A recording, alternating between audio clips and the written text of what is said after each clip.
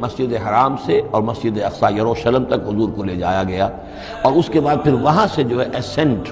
جو اوپر اٹھنا جو ہے آسمانوں کی طرف کا سفر جو ہے وہ شروع ہوا ہے۔ قرآن مجید میں یہاں صرف اس پہلے حصے کا ذکر کیا ہے، اور اس کا خاص سبب کیا ہے؟ اس کا سبب یہ ہے کہ اب گویا کہ اعلان ہو رہا ہے کہ محمد رسول اللہ صلی اللہ علیہ وسلم کو اللہ تعالیٰ ان دونوں دین کے جو توحید کے عظیم مراکز تھے ان کا متولی بنا رہا ہے، محمد کو اور ان کی امت کو صلی اللہ علیہ وسلم وعلی اصحابہ الصلاۃ والسلام۔ اس حوالے سے آپ کو وہاں لے جایا گیا، وہاں تمام انبیاء کرام ان کی ارواح وہاں جمع ہوئی، جو بھی ان کو اللہ تعالیٰ نے سو جسد دیے ہوں گے، مثالی جسد دیے جن حقیقتوں کو ہم نہیں جان سکتے، یہ تمام جو ہے پھر متشابہات میں آ جائے گا۔ وہاں حضور نے ان کی امامت کی، پھر وہاں سے آسمان کی طرف آپ کے سفر کا جو ہے وہ عروج کا، معراج کا سفر شروع ہوا ہے۔ اس کا ذکر قرآن مجید میں دوسرے حصے کا جو ہے وہ پھر سورۃ النجم میں آئے گا مختصر طور پر، یہاں صرف اس کے زمینی حصے کا ذکر ہے۔